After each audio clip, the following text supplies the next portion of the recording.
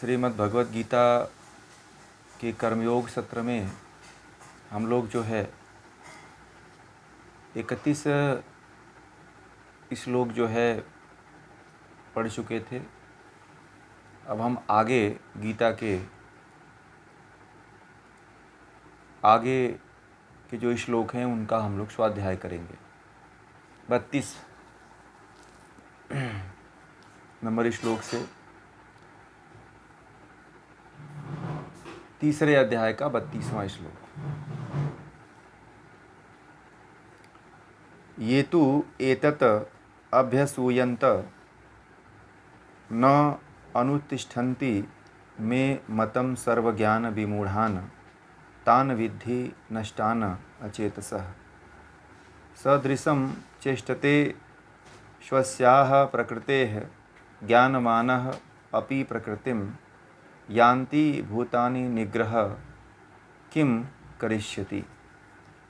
ये जो है 32 और 33 नंबर का श्लोक हमने अभी पढ़ा है।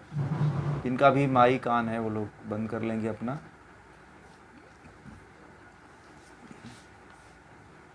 तो भगवान श्री कृष्ण अर्जुन को कहते हैं कि दूसरे की निंदा करना ही जानते हैं और मेरे इस उपदेश के अनुसार नहीं चलते। ये तो शायद हो गया था 32 नंबर। हम लोग 33 पे चलते हैं। तो कहते हैं कि सब प्राणी अपनी प्रकृति के अनुसार स्वभाव के अनुसार काम करते हैं। प्रकृति को रोकना, स्वभाव का निग्रह करना, हठपूर्वक उसे बदलने का यत्न करना, इससे क्या होगा। मूर्ख तो मूर्ख, जो ज्ञानी है वे भी अपनी प्रकृति, अपने स्वभाव के अनुसार आचरण करते हैं। तो सबसे पहले यहाँ पे हर व्यक्ति को अपनी प्रकृति के बारे में जानना चाहिए कि आपकी प्रकृति क्या है। यह सबको पता होना चाहिए कि हमारी क्या प्रकृति है। एक तो आयुर्वेद के अनुसार प्रकृति होती है और एक स्वभाव के अनुसार प्रकृति होती है। और जो स्वभाव होता है वही जो है वही हमारा स्वधर्म होता है। अगर हम अपने स्वभाव के विरुद्ध चलेंगे तो कहते हैं प्रकृति इसे सहन नहीं करेगी। अर्जुन का स्वभाव क्या था? अर्जुन का स्वभाव था क्षत्रिय धर्म। रामकृष्ण जी अपना जो है ना माइक बंद कर लीजिए।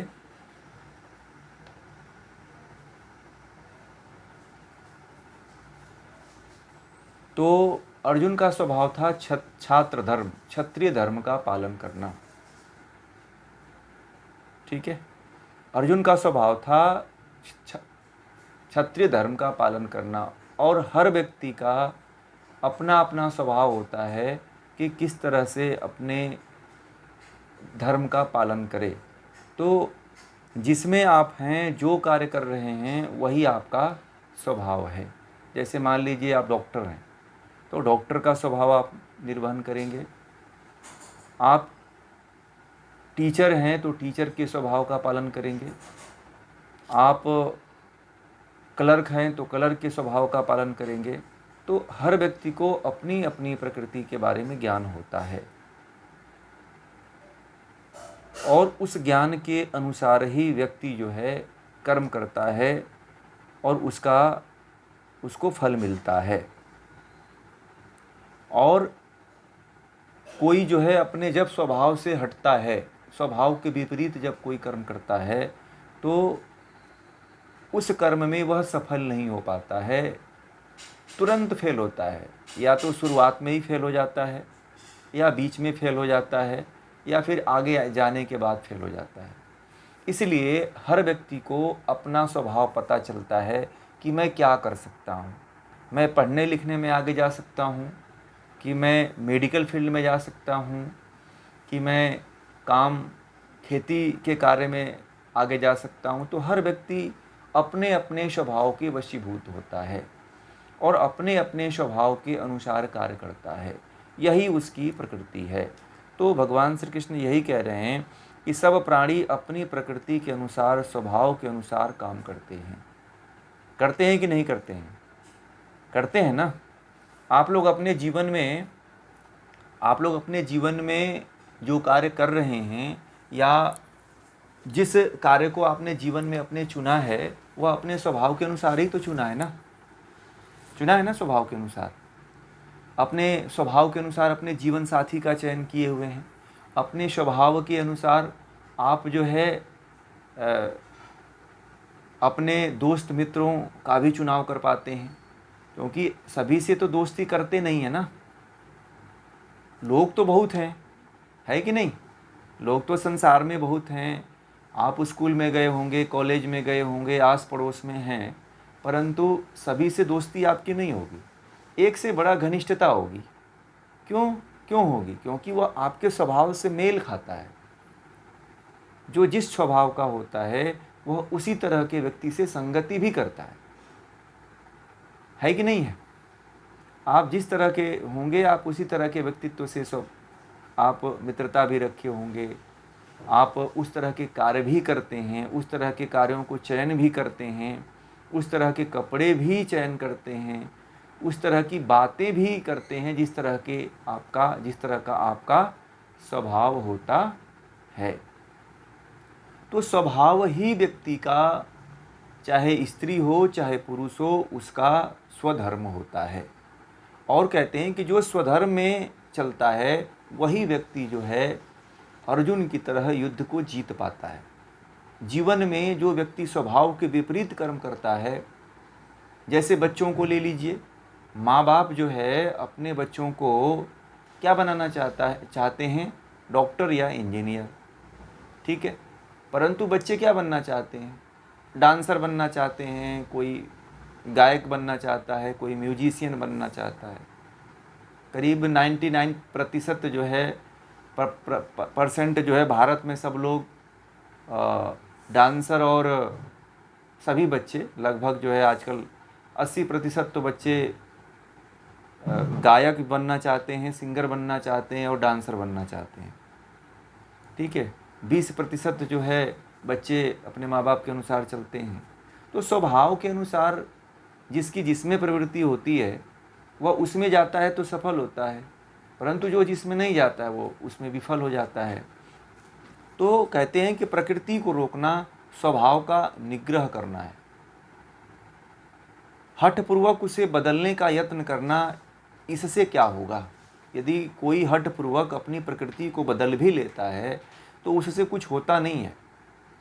मूर्ख तो मूर्ख, जो ज्ञानी हैं वे भी अपनी प्रकृति, अपने स्वभाव के अनुसार आचरण करते हैं। आपने देखा होगा, चाहे बहुत बड़ा जो ज्ञानी है, चाहे जो बहुत बड़ा मूर्ख है, वह भी व्यक्ति, चाहे स्त्री हो चाहे पुरुष हो, अपने स्वभाव के वशीभूत होकर के ही कार्य करते हैं कि नहीं करते हैं? जिसका जो स्वभाव होता है, जैसी जिसकी प्रवृत्ति होती है, वह उसी तरह का कार्य करता है। एक व्यक्ति की पढ़ने में रुचि है तो वह, उसके साथ कुछ भी हो जाएगा तो वह पढ़ने का ही कार्य करेगा। एक व्यक्ति की रुचि खेलने की है तो वह किसी तरह, किसी भी कठिन परिस्थिति में फंसा हुआ है, वह खेलने के लिए समय निकाल लेगा। चाहे किसी को नाचना हो, किसी को गाना हो, तो वह व्यक्ति किसी न किसी तरह से उस तरह की के अवसर जो है ढूंढ लेता है और उस तरह के अवसर में वह शामिल होने का प्रयास करता है। हर व्यक्ति का स्वभाव हर व्यक्ति को खींचता है, और एक दूसरे का मिलता जुलता स्वभाव भी एक दूसरे को खींचता है। लॉ ऑफ अट्रैक्शन, एक दूसरे को खींचने का जो स्वभाव है, यह स्वभाव, यही स्वधर्म है। और व्यक्ति अपने स्वभाव को पहचान करके उसके अनुसार नहीं चलता है, स्वभाव के विपरीत चलने का प्रयास करता है, ठीक है। आजकल देखा होगा कैसे स्वभाव के विपरीत लोग चलते हैं। तो एक दूसरे की नकल करने की हमारे देश में बहुत बड़ी होड़ मची हुई है, ठीक है। हम जैसे हैं, हम अपने आप को उस तरह नहीं प्रस्तुत करना चाहते हैं। हम एक दूसरे को देख करके एक दूसरे का नकल करके अपने आप को बदलना चाहते हैं। तो स्वभाव हमारा दूसरा है, हमारी प्रवृत्ति दूसरी है, और हम एक दूसरे को देख करके यदि बदलने की प्रवृत्ति रखते हैं तो यही हम अपने प्रकृति के विरुद्ध जो है हठ कर रहे हैं। और आखिर में ऐसा होता है कि हम उस तरह से हो भी नहीं पाते हैं। देखिएगा, जो नकल करने वाला व्यक्ति होता है, जो दूसरे के स्वभाव का नकल करता है, वह व्यक्ति जो है कभी भी दूसरे के स्वभाव को नहीं अपना पाता है अपने जीवन में। चाहे कोई कितना भी अभिनय करे ना, कोई दूसरे की आवाज़ को नकल करता है, कोई दूसरे के कपड़े का नकल करता है, कोई दूसरे की बाल का नकल करता है, कोई दूसरे के हंसने की कला को नकल करता है, कोई दूसरे के चलने की कला को नकल करता है, कोई दूसरे से जैसे बातचीत करता है उस तरह से नकल करता है। ऐसा कभी नहीं करना चाहिए। जो आपको परमात्मा ने बनाया है, आप उसी को प्रस्तुत करिए, वही आपकी पहचान बनेगी। जो व्यक्ति एक बार बन चुका है वह दोबारा नहीं बनेगा, और उसके जैसा दूसरा कोई नहीं बन पाएगा।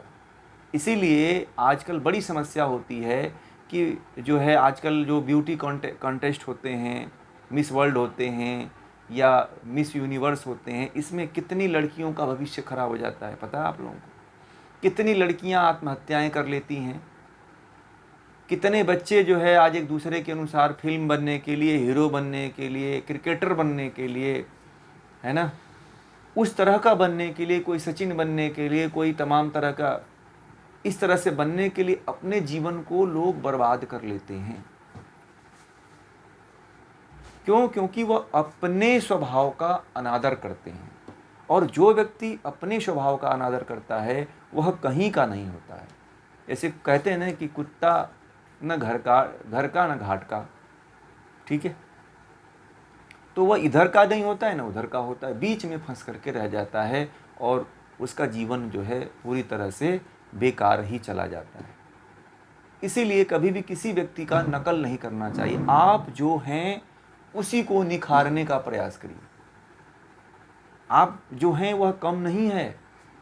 आपको जो परमात्मा ने जैसा बनाया है वह बहुत अच्छा बनाया है, ठीक है, क्योंकि जो गुण आप में है वह गुण उसमें नहीं है, और जो उसमें है वह आप में नहीं है। तो आप विशेष हुए कि नहीं हुए? हर व्यक्ति अपने आप में विशेष होता है। किसी विशेष व्यक्ति की तरह बनने की विशेषता मत दिखाइए, अभिनय मत करिए, नाटक मत करिए। अभिनय जो है बहुत लंबे समय तक नहीं चलता है। जो अभिनय करते हैं उनका अभिनय बहुत लंबे समय तक नहीं चलता है। अभिनय में क्या होता है?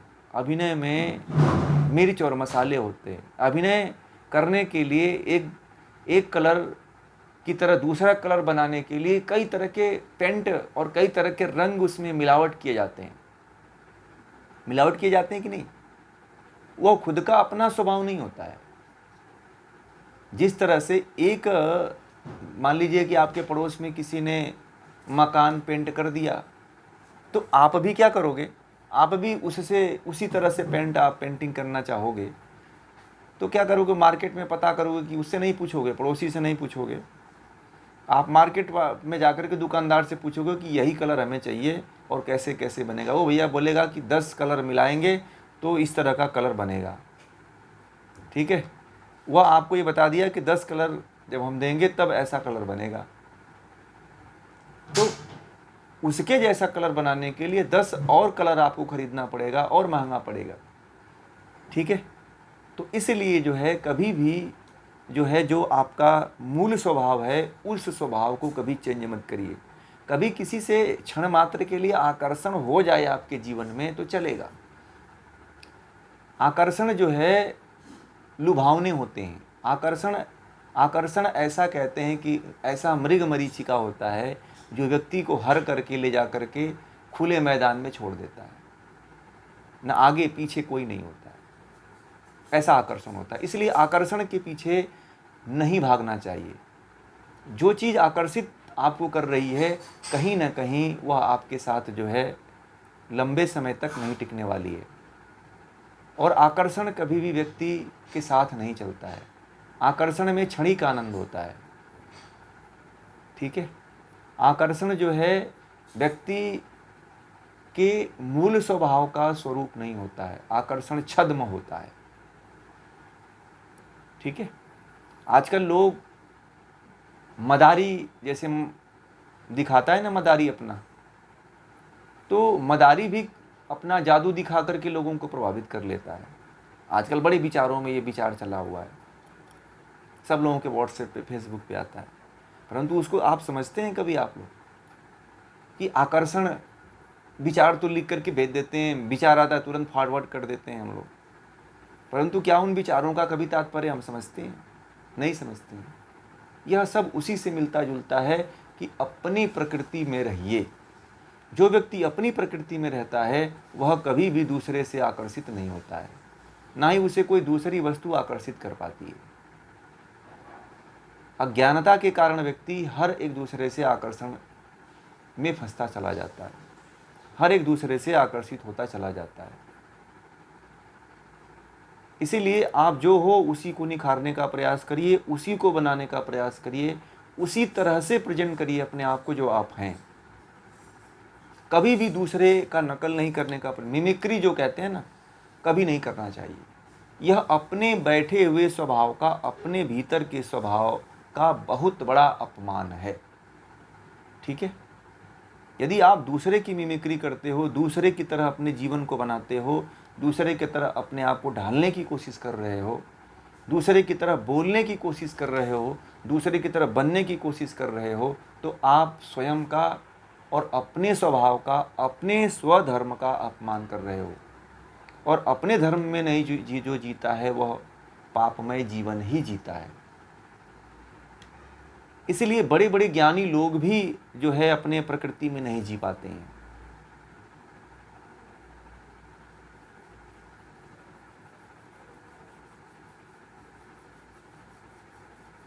ठीक है, इसीलिए जो है कहने का तात्पर्य है कि हमेशा जो है अपने स्वभाव में रहा करिए, जो है उसी में संतुष्ट रहिए, जो आपका है अपने स्वधर्म के अनुसार करिए, जो आपका धर्म नहीं है उसके अनुसार मत चलिए। आपको पता है कि आप क्या कर सकते हो, हर व्यक्ति को पता है कि नहीं पता है? पता है ना कि मैं पढ़ सकता हूँ, मैं काम कर सकता हूँ, मैं झाड़ू का काम कर सकता हूँ, मैं खाना बनाने का काम कर सकता हूँ, मैं लिखने का कार्य कर सकता हूँ, मैं सुनने का काम कर सकता हूँ। तो हर व्यक्ति को अलग अलग अपनी योग्यता का पता है कि नहीं है? और उसी के अनुसार व्यक्ति को अपने जीवन में आगे बढ़ना चाहिए। अगर व्यक्ति अपने अनुकूल, अपने प्रकृति के अनुसार नहीं चलता है तो वह जीवन में कभी सफल नहीं हो पाता है। होगा क्या? नहीं होगा। मान लीजिए कि आपकी प्रकृति है क्रिकेट खेलने की और आपको कह दिया गया कि आप किताब लेकर के बैठो, तो किताब लेके पढ़ पाओगे? कभी नहीं पढ़ पाओगे, क्योंकि जो खेलने वाला है वो तो हाई स्कूल फेल है, वो तो इंटर हाई स्कूल भी नहीं पास कर पाए हैं। जो ना फिल्म वाले हैं तो कोई 8 पास है, तो कोई इंटर पास है, तो कोई स्कूल गया ही नहीं है ना? तो किसी दूसरे के प्रकृति को देख करके अपना स्वभाव मत बनाने का प्रयास करिए। कुछ लोग तो मैं बताऊं, कुछ लोग ऐसे मैंने देखा है कि फिल्म एक्टरों को देख करके जैसे वो सोते हैं, जैसे वो कपड़े पहनते हैं, जैसे बोलते हैं, जिस तरह का व्यवहार वो करते हैं, शराब पीते हैं, सिगरेट पीते हैं, तो वो लोग भी अपने घरों में ऐसे ही व्यवहार शुरू कर दिए हैं। तो मैंने एक लोग मुझे बता रहे थे कि लोग कहते हैं कि मैंने एक हमारे मित्र हैं, एक व्यक्ति से पूछे तो कहे कि हमारा फेवरेट फलाना हीरो है, तो वह जो करता है मैं वो करता हूँ। वो सिगरेट पीता है तो मैं भी सिगरेट पीता हूँ, वो शराब पीता है तो मैं भी पीता हूँ, ठीक है। तो इस तरह के व्यक्तित्व का बड़ा जल्दी नाश हो जाता है, ठीक है। और वह व्यक्ति अपनी आत्मा का अपमान करता है, इसीलिए अपने स्वधर्म का अपमान करता है, इसलिए उस व्यक्ति का नाश हो जाता है। अब हम लोग चलते हैं अगले मंत्र श्लोक में। इंद्रियस्य अर्थे रागद्वेषौ व्यवस्थितौ तयो न वशम आगच्छेत तौ ही अस्य परिपंथिनौ। कहते हैं कि बहुत ये भी महत्वपूर्ण उपदेश है। तो इसमें कहते हैं कि प्रत्येक इंद्रियों का जो विषय है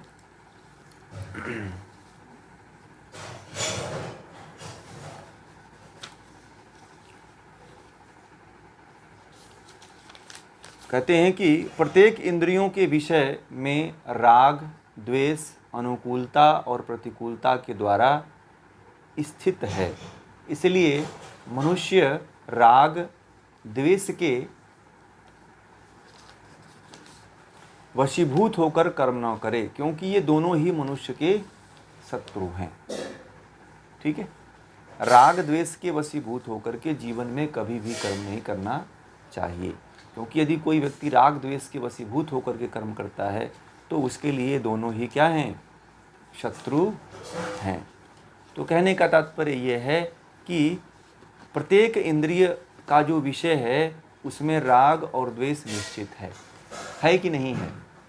प्रत्येक इंद्रिय, हमारे शरीर में 10 इंद्रियां हैं, 11 इंद्रियां हैं मन को लेकर के। तो इन 11 इंद्रियों में राग भी होता है और द्वेष भी होता है ना। कान का विषय शब्द है, कान का विषय सुनना है। कान का राग मधुर है, शब्द राग मधुर शब्द पर होगा, द्वेष कटु शब्द पर होगा। जैसे कान हमारी इंद्रिया है, तो कान को कोई मीठा बोले तो बड़ा अच्छा लगेगा, अगर कोई कड़वा थोड़ा बोल दे तो क्या लगेगा? बुरा लगेगा। तो जो मीठा है वह शब्द राग है।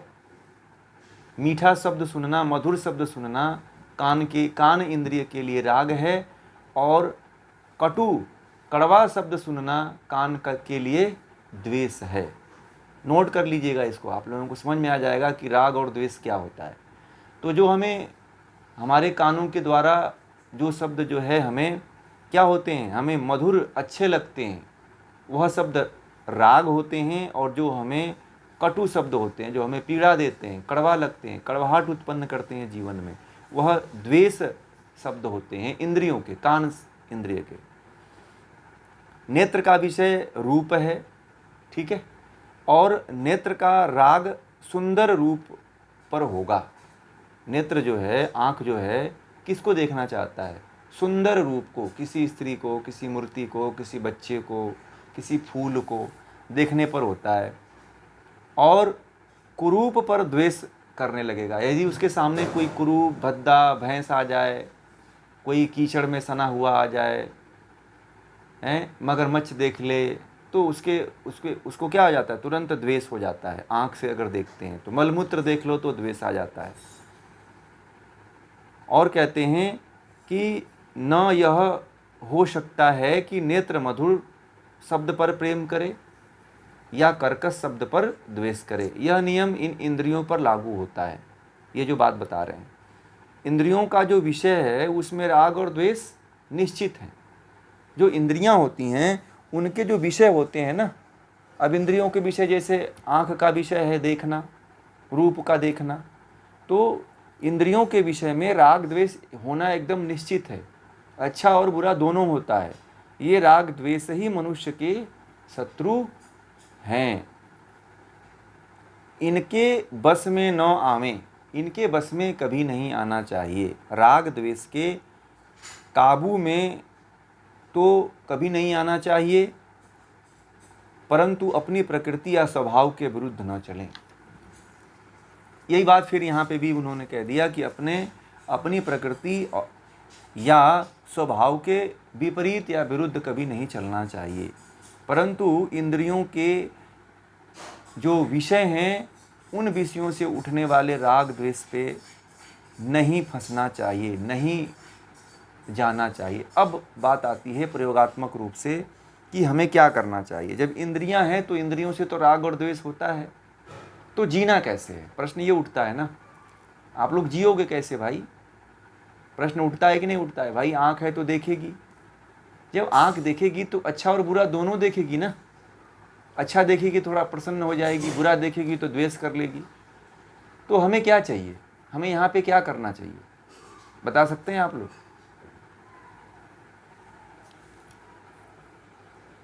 हाँ, समभाव में जीना चाहिए, न राग न द्वेष। बहुत अच्छा आपने बताया। तो क्या करना चाहिए, न राग करना चाहिए न द्वेष करना चाहिए। जब अच्छी चीज़ आपके सामने आए तो आप ये मत लालायित होकर के टूट मत जाइए कि अब इससे अच्छा तो कुछ हो ही नहीं सकता है, ये मेरे लिए फेवरेट है, ये मेरे लिए बहुत अच्छा है, मेरे लिए सबसे अच्छी सुंदर है, मेरे लिए बहुत बेस्ट है। ये भाव कभी जो है नहीं रखना चाहिए। या किसी बुरे व्यक्ति को देखते हो आप, या बुरी चीज़ को देखते हो, तो भी आपके मन में ये भाव नहीं आना चाहिए कि अरे ये तो बहुत बुरा है। नहीं, समभाव हो जाइए, समता की भावना रखिए। ठीक है, किसी न अच्छे व्यक्ति को देखिए तो ज़्यादा हर्षित हो जाइए, बुरे व्यक्ति को देखिए तो ज़्यादा घृणा का भाव मत रखिए। यह यदि राग और द्वेष को यदि आप कम कर देते हैं, राग और द्वेष को यदि आप नष्ट कर देते हैं, तो वास्तव रूप में आप अपने प्रकृति और स्वभाव में अच्छी तरह से जी पाएंगे। जो व्यक्ति अपने प्रकृति जो है अपने राग द्वेष में फंस जाता है, वह व्यक्ति अपने प्रकृति को अपने स्वभाव के अनुसार नहीं चल पाता है और अपने प्रकृति और स्वभाव दोनों का पतन कर देता है। और स्वभाव को और प्रकृति को धर्म कहा गया है। ठीक है, व्यक्ति का वही धर्म होता है, जो उसकी प्रकृति होती है, जो उसका स्वभाव होता है, वही व्यक्ति का स्वधर्म होता है। और जो अपने स्वधर्म में नहीं चलता है वह अपना नाश ही करता है। इसलिए जो है हर व्यक्ति को अपने प्रकृति और अपने स्वभाव में चलना चाहिए, राग द्वेष किसी से नहीं रखना चाहिए। ठीक है, तो इस विषय को जो है आज हम लोग बस इतना ही रखते हैं।